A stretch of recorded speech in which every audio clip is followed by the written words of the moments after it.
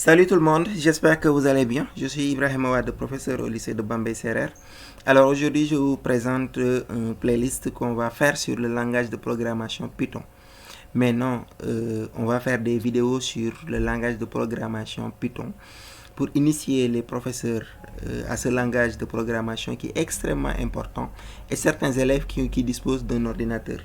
On envisage même de montrer des pistes pour qu'on puisse utiliser la programmation à partir du téléphone, mais l'idéal serait d'utiliser un ordinateur. Alors dans cette vidéo-là, on va vous montrer le pourquoi il est nécessaire que chaque personne qui aspire à devenir un grand mathématicien ou chaque professeur de mathématiques doit au moins s'y connaître un peu en programmation. Parce qu'on est en train d'être en retard, nous les Africains dans le cadre général, sans être au courant. Vous savez, il fut un temps où, par exemple, le calcul mental était extrêmement important. Pour devenir un mathématicien, il fallait être très fort en calcul mental. C'est le moment où il n'y avait pas de calculatrice. Vers les années 1700, 1800, je suis sûr que donc il fallait avoir une bonne capacité de calcul mental pour pouvoir calculer rapidement 1235 multiplié par 29.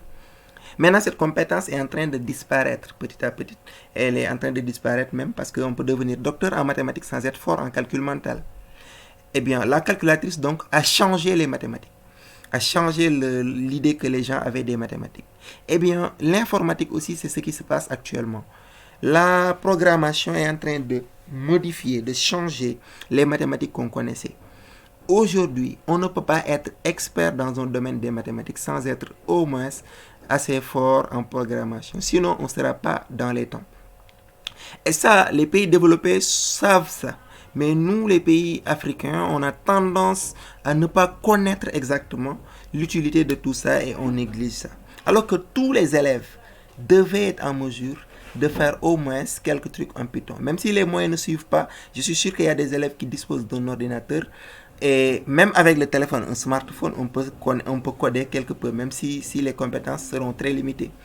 Alors, notre idée, c'est de faire des vidéos pour que ça soit accessible à tous. Mais avant ça, on va commencer par vous montrer l'utilité même du langage de programmation Python et vous montrer comment nous sommes en train d'être en retard sur les mathématiques. J'ai fait une vidéo, vous pouvez voir ça en description, sur les débouchés des mathématiques. Eh bien, pour accéder à ces débouchés-là, il faut avoir une certaine base en informatique. Alors, l'idée nous est venue après avoir vu ce manuel au nouveau programme de France, je crois bien, sur la classe de seconde scientifique. Alors, en visionnant, en parcourant ce document, j'ai remarqué quelque chose d'assez important. Alors, ici dans le document, vous pouvez voir en sommaire que, bien sûr, les cours sont les mêmes. On a le nombre réel, les expressions algébriques, géométrie, repères cartésiens, ainsi de suite. Mais ce qui a attiré notre attention, c'est la première chose, c'est au niveau de cette partie-là. Vous avez vu, les propriétés, on connaît tous, nos élèves connaissent tous ça. Mais le problème, c'est ici. Bon, c'est pas un problème. L'exercice 7, on demande déjà à l'élève de compléter, cette fonction Python que vous voyez là. Donc l'élève d'ores et déjà, il est en train d'être enseigné et d'apprendre ce qui est le langage de Python. Et presque dans tout le livre, dans tout le document, il y a toujours des exercices où il y a une application pratique en Python. Et cette compétence que les élèves ont de pouvoir faire une programmation dès le jeune âge font que après l'étudiant ou l'élève qui a étudié ici en Afrique sans avoir eu la possibilité de faire ces trucs-là, va être très en retard par rapport à ces élèves-là dans le supérieur. Et tout simplement, on risque d'être comme, bien sûr, la chimie ou bien sûr, étudier ça en Europe est beaucoup plus avantageux que d'étudier ça au Sénégal ou en Afrique dans le cadre général. Parce que tout simplement, nous ne disposons pas de laboratoire où on fait des pratiques solides. Ça, c'est une vérité factuelle. Alors que ici, donc, les mathématiques qui étaient universelles, qui étaient accessibles à tous à partir de n'importe quel pays, si vous en prenez les mathématiques, après, vous pouvez aspirer à être un mathématicien universel, ça risque de changer. Alors, on va vite vous dire pourquoi il est extrêmement utile de connaître un peu la programmation en mathématiques. Je vous donne un exercice très simple. Cet exercice-là, c'est une équation diophantine où on a besoin de trouver A, B et C telle que cette équation-là soit vérifiée. Eh bien, A, on a précisé que A, B et C sont des entiers naturels non nuls. Alors, pour résoudre ça, bon, vous pouvez faire une pause et essayer, mais vous verrez que ce n'est pas aussi évident. Il faut faire beaucoup de remarques. La première remarque, c'est que 121, c'est le carré de 11. Donc, A ne peut pas dépasser 11. Parce que si A égale 11, on aura 11 au carré qui fait 121. Et 121 plus un terme qui est positif, automatiquement dépasse 121, ce qui n'est pas possible. Donc, on peut commencer par chercher les nombres 1, 2, 3, 4, 5 jusqu'à 11. Après, on va essayer de jouer sur B et C. C'est un exercice qui est assez complexe, mais qui est quand même bien faisable. On l'a traité ici. Cette première remarque nous fait dire que A carré ne peut pas dépasser 11 et que A carré aussi doit être impair. Pourquoi ça doit être impair? Parce que ce terme-là est un terme qui est pair. 2 fois un nombre entier. Donc c'est un nombre pair. Un nombre pair, pour avoir comme résultat du second membre impair, il faut que le A carré soit pair. Donc, A, on avait dit que ne peut pas dépasser 11, mais que donc, disons, son carré est impair, donc A est un nombre impair par conséquent. Et dès qu'on connaît ça, on va essayer de statuer, d'étudier cas par cas. Par exemple, si A égale 1, alors B carré, C carré, ici on a fait une transposition. Bon, genre ici, si on transpose pour trouver B carré, C carré, on obtiendra que B carré, C carré égale A carré moins 121 sur 2. Normal, non, 121 moins A carré sur 2. Et donc, c'est ce qui est là. Donc, ça, c'est B carré, C carré. Mais B carré, C carré est un carré parfait. Donc, ce terme-là doit être un carré parfait. Le T là, qu'on a appelé T, doit être un carré parfait. Alors, 1, si A égale 1, alors T est 60, qui n'est pas un carré parfait. Donc, A ne peut pas être égal à 1, c'est éliminé. Si A égale 3, on a 56, qui n'est pas un carré parfait, c'est éliminé. Pourquoi on n'a pas pris 2? Parce que 2 au carré égale 4. 4 n'est pas impair et on avait dit que donc A carré devait être impair. Bon, pour la même logique, donc on va parcourir de 1 jusqu'à 11. Et ici, on a un seul carré parfait qui est 36. 36 est un carré parfait parce que c'est le carré de 6. Comme c'est un carré parfait, donc c'est un bon candidat. Donc A égale 7 est un bon et peut être donc un élément d'une bonne solution, une coordonnée d'un triplet de solution en fait. Maintenant, donc on sait que donc B carré C carré vaut 36, ce qui veut dire que BC vaut 6. Donc on va venir ici, malheureusement, après avoir cherché, on a trouvé que, bien sûr, on a trouvé que seulement A ne peut être que 7. Mais BC peut être 6. Alors, tous les résultats possibles sont donc BC peut être 6. Donc, B fois C égale 6. Donc, B, on peut avoir 1 et 6. B égale 1, C égale 6. Ou B égale 2, C égale 3. Ou B égale 3, C égale 2. Ou B égale 6, C égale 1. Voici les cas possibles. Mais on avait dit que B et C, on doit ajouter la valeur A devant pour avoir donc comme solution 7, 1, 6, 7, 2, 3, 7, 3, 2, 7, 6, 1. Donc voici la solution de l'équation diophantienne qu'on a donnée. Alors vous avez vu toutes ces remarques-là et toute cette réflexion-là. Eh bien, n'importe quel informaticien peut trouver la solution très rapidement, sans avoir à faire toutes ces remarques, tous ces calculs, ainsi de suite. Là. C'est là où se trouve, le monde en est là maintenant. Comment il va le faire? Il va faire par la méthode qu'on appelle force brute. Force brute, c'est quoi? Il remarque tout simplement que A ne peut pas dépasser 11. On prend A, on le met dans 1 à 12. On parcourt B de 1 à 13. On parcourt C, la même chose. Après, on donne l'équation en informatique. On donne ça à une machine, la machine nous donne toutes les solutions. Remarquez bien les solutions qu'on a trouvées ici. Alors, ça c'est le code informatique qui permet de trouver les solutions. Les résultats attendus donc sont ces résultats-là. Allons-y voir avec Python. Avec Python, voici bien sûr le code informatique dont je vous ai parlé. Ça est là. Alors, qu'est-ce que je vais faire? Je vais afficher les résultats. Bon, print solution. Les solutions trouvées sont... Voilà. Dès que je mets ça, j'ai la solution. Et ça, on n'a pas besoin d'être un bon mathématicien. Dès qu'on s'y connaît un peu en informatique, on connaît les solutions. Donc, tous les efforts qu'on fait pour résoudre ce problème-là, la machine peut faire ça en un clic. On trouve toutes les solutions. Alors, on va rendre le jeu un peu plus intéressant. C'est-à-dire quoi? Au lieu de 121, regardez bien. Regardez bien ici. Au lieu de 121, si l'équation diophantienne, on avait par exemple 10 millions. Par exemple.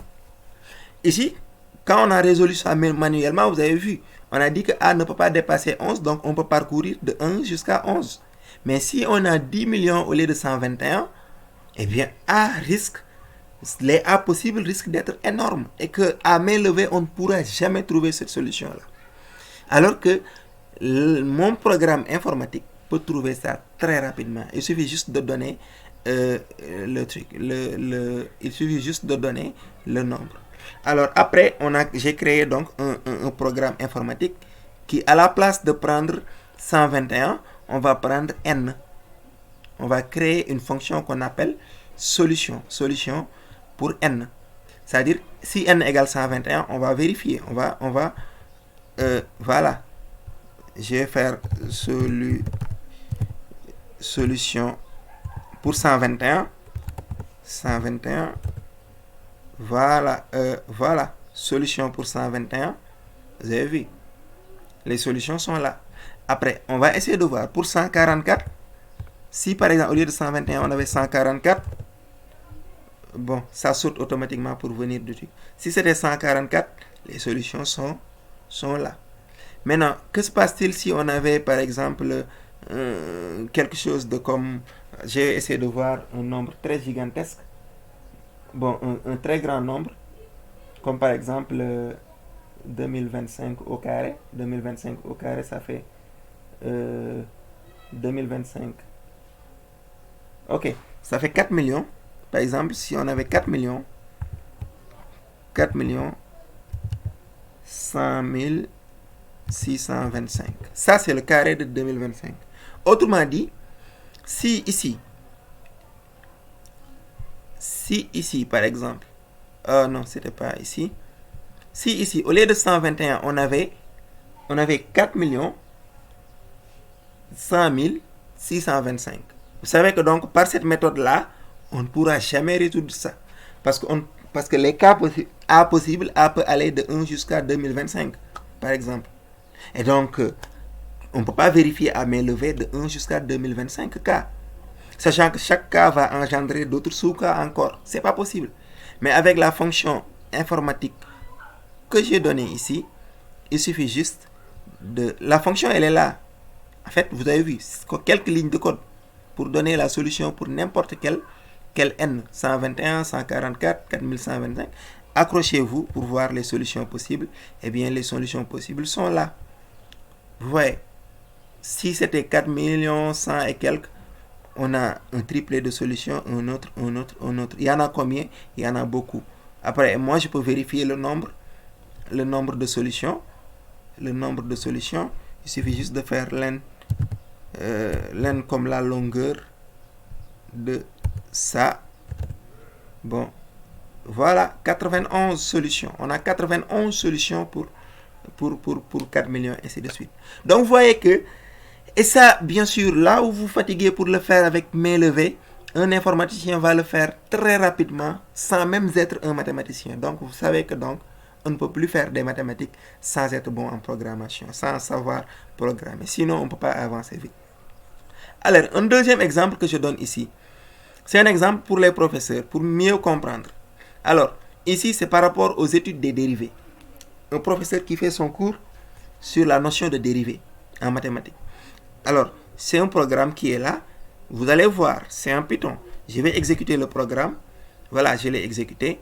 Voici, non, c'est pas celui-ci. Merci. Donc, c'est le programme qui est là. J'ai exécuté. Le programme, c'est quoi? c'est une fonction, bien sûr, la fonction x carré. Je vais voir sa dérivée en 1. Sa dérivée en 1. Alors, voici la fonction x carré. Maintenant, je l'ai dessinée seulement, du côté x à partir de 0 jusqu'à 2,5. Donc, la courbe de la fonction x carré est là en bleu. La notion de dérivée à 1, pour expliquer ça à un élève, il suffit juste de prendre x0 égale 1, qui est là. Vous voyez. Maintenant, on prend un autre x quelconque. On l'a pris au hasard en 2. C'est le point jaune. Et on trace la droite qui relie les deux là. Donc, c'est quoi? Cette droite-là, c'est une droite dont le coefficient directeur, c'est f de x moins f de x0 sur x moins x0. Ici, x0 vaut 1, je rappelle. Et donc, on a pris x comme 2 et x0 comme 1. Alors, là où c'est intéressant, c'est que avec mon code Python, je pourrais interagir. Je peux modifier ce x-là. Et je vais le faire tendre vers x0, vers 1. Et l'élève va voir ce qui va se passer. Donc, si vous prenez ça, vous voyez, le x, il est là. Je peux manipuler le x. Je quitte du côté gauche, bien sûr. Je quitte vers 2. Et je vais tendre le x vers 1. Qu'est-ce qui va se passer? Il vient. Je diminue le x. Je diminue jusqu'à x égale 1. Et aussi, remarquez bien, à chaque fois que, pendant qu'on était à 2, le taux de variation était 3. Ça veut dire que le coefficient directeur de cette droite-là était 3.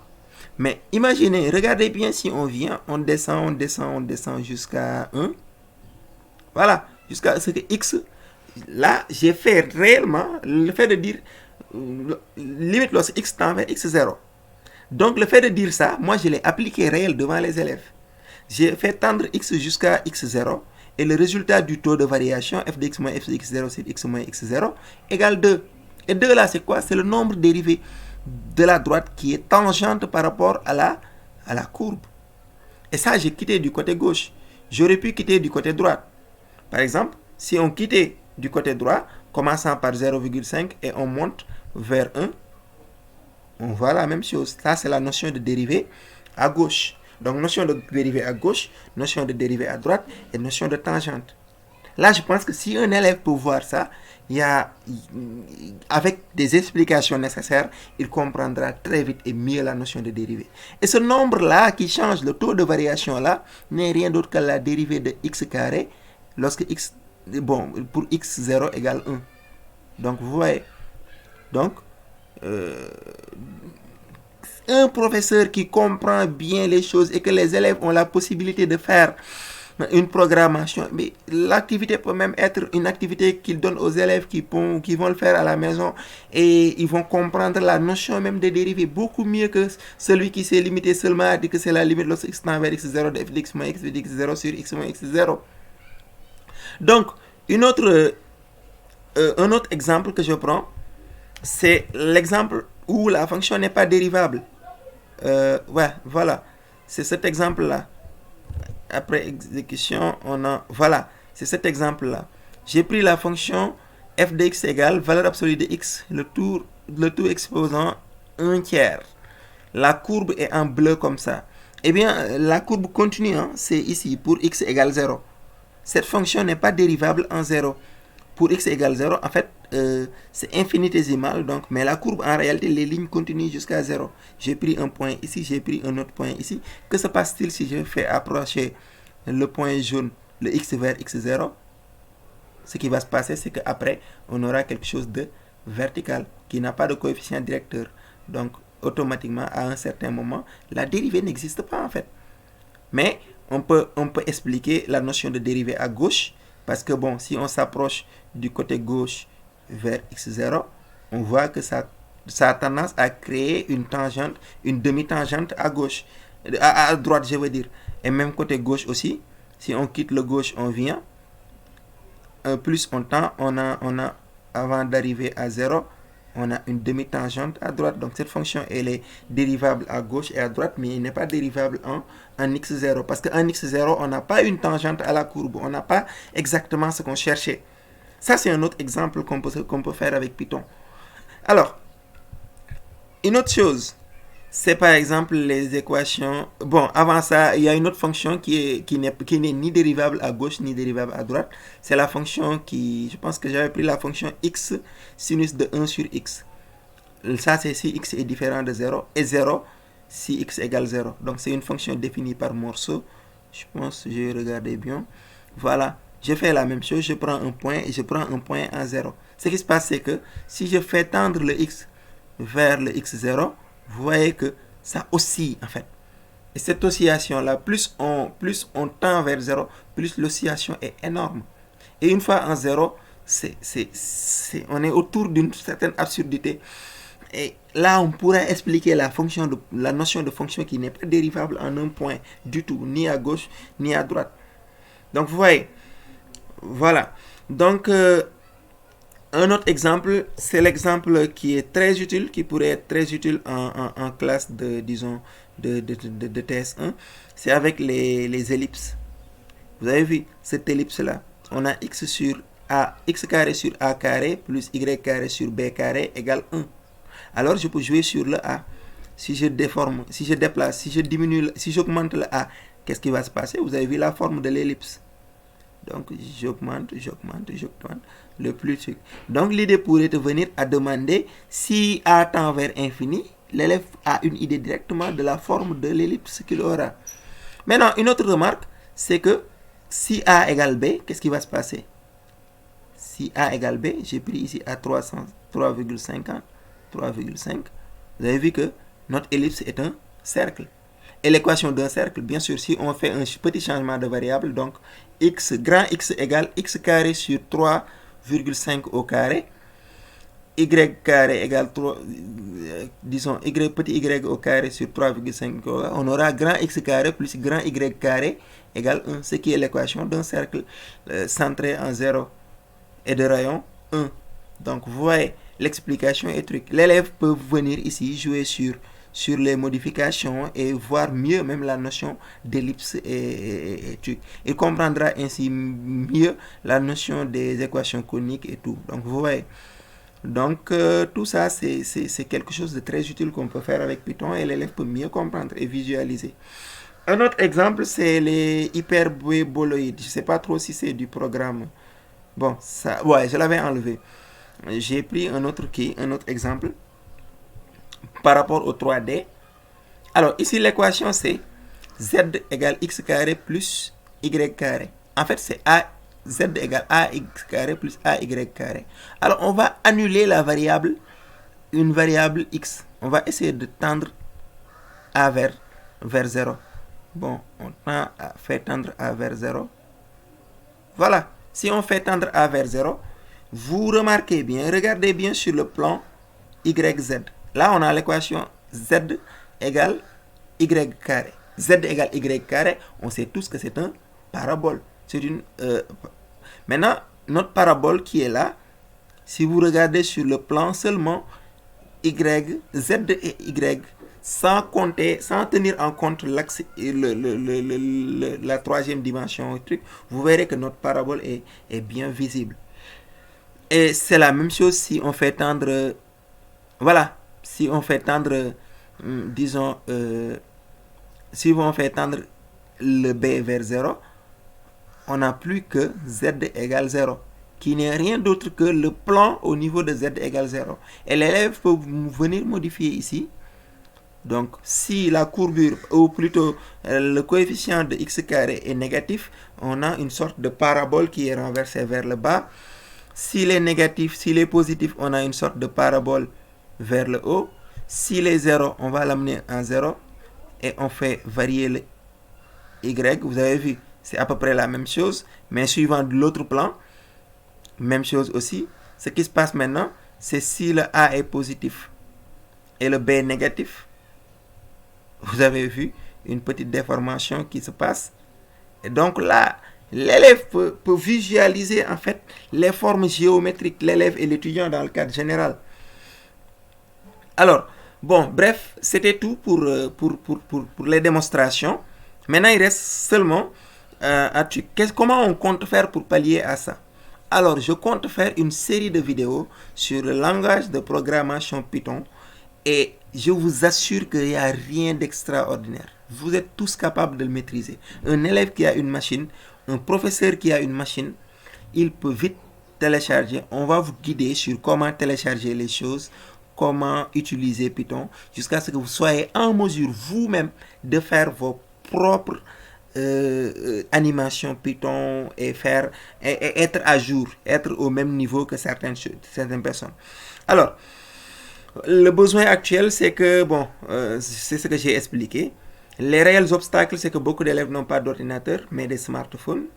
Et des professeurs disposent des machines modestes, donc des machines qui ne sont pas assez puissantes, et peu de ressources locales simples et adaptées au programme du lycée. Mais notre réponse est que nous allons faire un playlist accessible. On va essayer de faire une série de vidéos de 15 à 20 minutes. Et toute personne qui est intéressée, en suivant ces vidéos-là, il pourra être en mesure, bien sûr, de faire de l'informatique, de faire de la programmation et de mieux comprendre et de mieux enseigner les mathématiques. Alors, bien sûr, les atouts clés de Python. Déjà, pourquoi on a choisi Python et pas C, pas C++, pas Java, pas truc. Eh bien, il faut comprendre une chose. Dès l'instant où on maîtrise un langage de programmation, on a quand même une base sur les autres, même si on ne les a jamais touchés. Aujourd'hui, on me donne un langage de programmation que je n'ai jamais touché. Je n'aurai besoin que de quelques minutes pour être capable de coder dessus. Donc, mais Python est simple, gratuit. La majeure partie des trucs pour développement Python, c'est gratuit. Il est utile aussi pour les lycées parce que c'est beaucoup plus simple que beaucoup de langages et beaucoup plus adapté aux mathématiques. Ce que vous saurez faire après avoir suivi ce playlist, c'est d'écrire des programmes courts et résoudre des problèmes réels, tracer des courbes et mener des petits projets en classe qui seront très utiles. Alors, le matériel, on a besoin de smartphone, mais de préférence vraiment une machine. Même si c'est modeste, c'est bien. Et donc des logiciels comme Tony, comme Python officiel, comme, bon, moi j'utilise Jupyter Notebook. Il y a PyCharm aussi qui est très intéressant. Il y a VS Code aussi. Il y a plein de logiciels. Donc, commencez vous-même à chercher les logiciels pour programmation Python. Ou plutôt, vous partez sur l'intelligence artificielle. L'intelligence artificielle est là. ChatGPT, moi, je l'utilise beaucoup. Et DeepSeek et tout. Mais à bon escient, vous allez dire, je veux apprendre Python. Comment est-ce que je vais faire?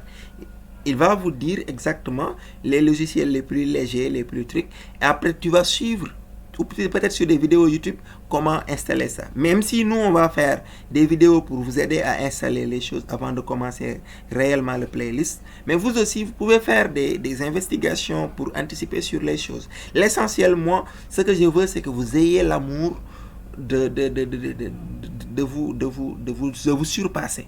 Dès l'instant où vous avez ça, le reste est gagné, je vous assure. Le reste est gagné à 100% avec les vidéos qu'on donnera, avec vos propres recherches. Vous allez sortir de votre zone de confort et vous serez bien en programmation. Donc ça, c'est quelques logiciels qui pourraient vous intéresser. Pour les smartphones, PyDroid pour Android, Acode, je pense qu'il y a PyCharm 3 aussi pour Windows. Mais vraiment, la programmation n'est pas faite à 100% pour les téléphones, quoi, en fait. Si vous voulez vraiment vous en profiter un truc, cherchez une machine, même si c'est modeste. Il y a Tony pour les débutants, pour les machines légères, Python, IDL, VS Code, ainsi de suite. Et aussi PyCharm. Bon, PyCharm est assez puissant, donc bon. Il y a Jupyter Notebook, Jupyter Lite, ainsi de suite. Pour les utilisations sans installation, il y a Google Colab. Là où vous vous connectez, vous codez directement en ligne. Mais je vous conseille de faire des recherches en attendant, avant qu'on vous propose. Je vais concocter avant tout les meilleurs logiciels adaptés pour vous. Et après, on va petit à petit faire des vidéos pour y accéder. Alors, donc les objectifs de base, je l'ai déjà dit, la curiosité, ainsi de suite. Bon, le programme, on verra après. Et bon, c'était tout, hein. Ce que j'attends de vous, c'est votre engagement et bien sûr, on travaillera ensemble. Merci beaucoup. Et bien sûr, mettez une pouce bleu, mettez bien sûr, comme on appelle encore, abonnez-vous et partagez avec vos collègues, vos amis, vos élèves et mettre un truc sur le cloche, activer la cloche de notification, bien sûr. Et ça nous encouragera beaucoup, beaucoup, beaucoup. Et ça nous permettra de travailler ensemble pour changer l'éducation telle qu'elle est perçue dans nos pays, plus ou moins en voie de développement, disons. Merci beaucoup. Et aussi, si vous avez des questions ou suggestions, vous pouvez mettre en commentaire.